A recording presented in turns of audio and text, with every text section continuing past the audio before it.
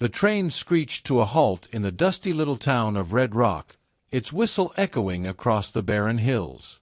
The platform was nearly empty, save for a few ranch hands unloading supplies, and a stray dog that padded around as if it owned the place. Clara Mayfield stepped down onto the wooden planks, clutching her worn carpet-bag. Her heart thumped against her ribs. This was supposed to be the day her life began anew, the day she was finally claimed as someone's wife, someone's partner, someone's home. But no one was there. Her eyes swept over the platform again, searching desperately for a man holding a sign with her name, or at least looking expectant. She had studied every word in the letter he'd sent, signed in a strong, certain hand, Elias Turner. A widower rancher, in need of a woman to care for his home and, he had hinted, to help heal the loneliness that had lingered since his wife's passing. Clara's cheeks flushed as she realized the few men gathered near the saloon were staring, not with kindness, but with that half-mocking curiosity reserved for women who clearly didn't belong. Her dress was plain, patched in places, her bonnet slightly frayed. She knew she wasn't beautiful in the way storybook heroines were. Still, she had come with hope, because the letter had spoken of need, and she too had a desperate need, to belong, to be wanted. Minutes stretched into an hour. One by one, the ranch hands left, until Clara was the only one standing by the depot with her bag at her feet. The station-master gave her a pitying look as he swept the platform. "No one comin' for you, miss?" he asked finally. Clara swallowed hard, forcing a polite smile. He must have been delayed. But in her chest, a heaviness pressed down. What if he'd changed his mind? She found herself sitting on the bench outside the station, watching the sun sink lower in the sky. The town grew quieter, shadows stretching across the dirt road. Hunger gnawed at her stomach, but it was nothing compared to the ache of rejection blooming inside her. Tears burned her eyes, though she blinked them back. She couldn't afford to cry here, in the open, where strangers would see her weakness. Just as despair threatened to overwhelm her, a soft voice broke through the silence. "Are you the lady I asked God for?" Clara startled, looking down to see a little girl standing before her. She couldn't have been more than 6, with a tumble of golden curls and eyes as blue as the summer sky. Her small hands clutched a ragged doll, its dress torn and mended more times than Clara could count. The girl tilted her head, studying Clara with an earnestness that made Clara's breath catch. What do you mean, sweetheart?" Clara whispered, her voice hoarse. The girl stepped closer, lowering her voice to a conspiratorial whisper. "I picked you for my daddy. I told him I wanted a mama again, and I think you're her." Clara's heart lurched. She glanced around, half expecting to see the child's father nearby, but the platform remained empty. Only the child's clear, innocent gaze held her. "I'm sorry," Clara managed, her throat tight. "I think you must be mistaken." But the girl only smiled, with the unshakable certainty only children possessed. She reached out, taking Clara's hand in her tiny one. "No mistake. I prayed for you. Daddy's been so sad since Mama went to heaven. I told him God would send us someone, and here you are." Clara couldn't breathe for a moment. She stared at the small fingers curled trustingly around hers. The rejection she'd felt only minutes before was still raw, but now, here was this child, looking at her as though she were not just wanted, but chosen.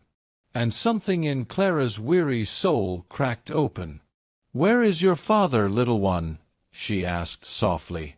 The girl's smile faltered, just a bit. "He's workin'. He doesn't like to come to town much. Says there's nothin' here for us. But I saw you, and I know." Clara's heart beat faster. She should have been frightened. She was alone in a strange town, tethered only to a stranger's letter and now to the wild hope of a child. But instead, a strange warmth spread through her, chasing away the chill of abandonment. The girl tugged gently on her hand. "Come on. I'll take you to Daddy. He needs you, even if he don't know it yet." Clara hesitated only a moment longer. Then, gathering her bag, she let the child lead her down the dusty street. With each step, Clara's doubts warred with a fragile new hope. Perhaps Elias Turner hadn't come for her at the station. Perhaps he hadn't intended to claim her at all. But his daughter had. And as the little girl's small hand clung to hers, Clara realized, for the first time in years, she didn't feel completely alone. The road stretched out of red rock and into the wide, rolling land beyond.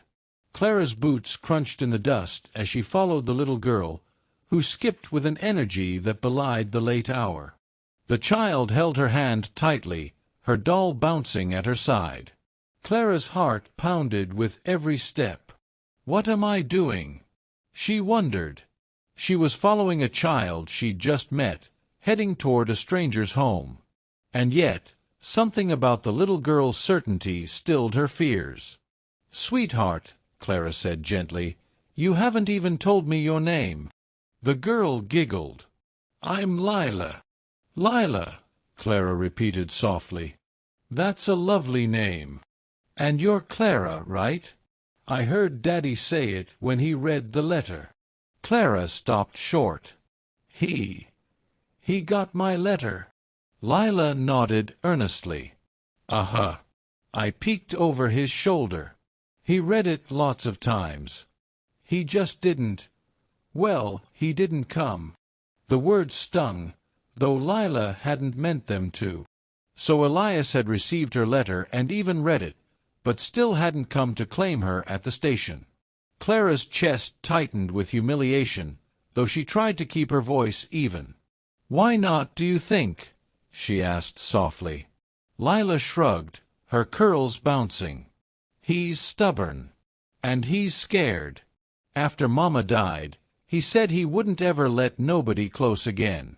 But I told him he needs someone. And I prayed real hard." She beamed up at Clara. "Then you came."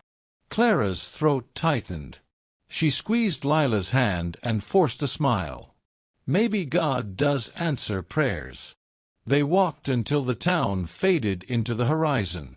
The land opened into golden grasslands, scattered with mesquite trees, and far off in the distance, Clara could see a ranch house silhouetted against the sinking sun.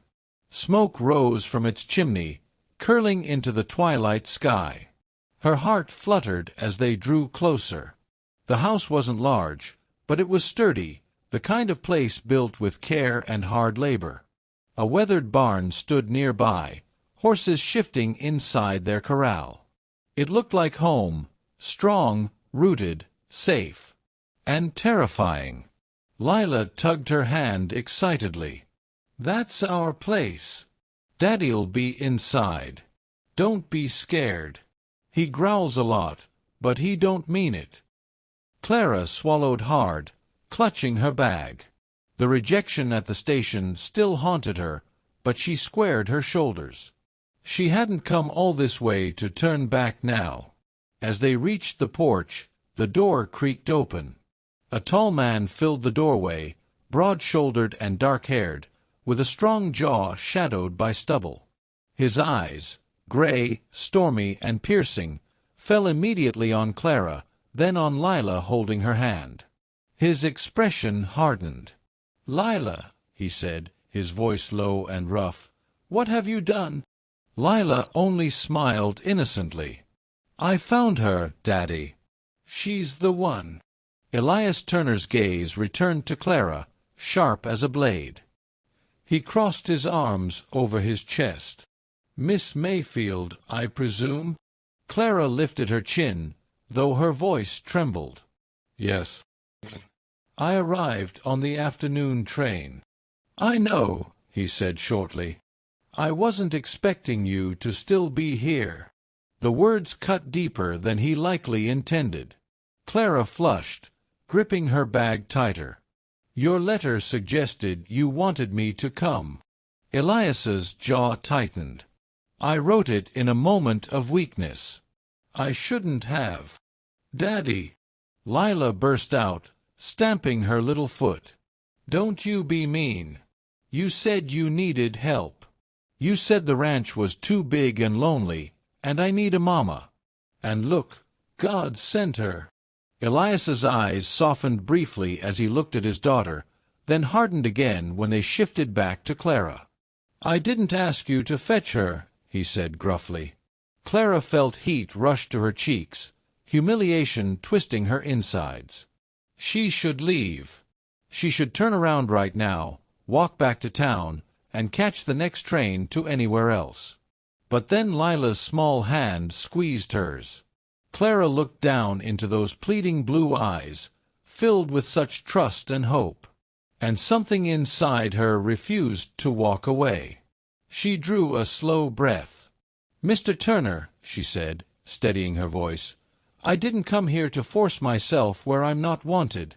I came because your letter. It sounded like the words of a man who needed someone. I need someone, too. Perhaps we both need each other. Elias's eyes flickered. Something unreadable passed across his face. But then he stepped aside stiffly.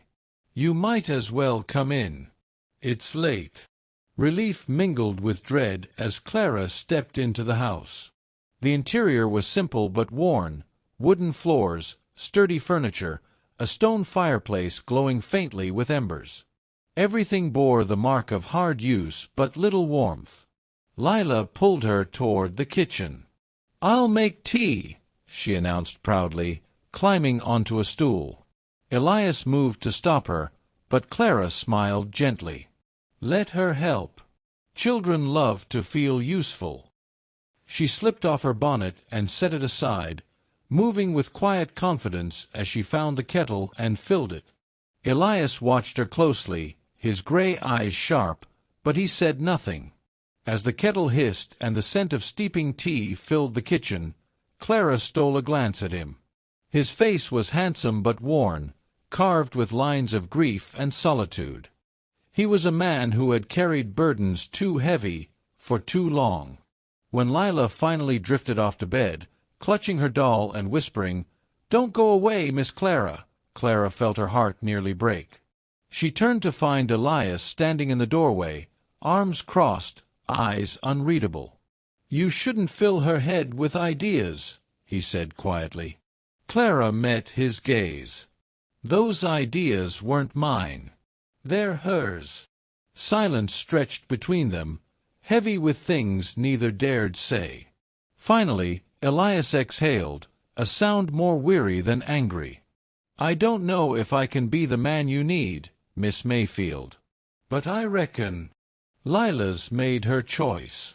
Clara's chest ached, but she lifted her chin, her voice soft yet firm. "Then perhaps it's time you made yours." Outside, the wind whispered across the plains, carrying with it the scent of grass and rain.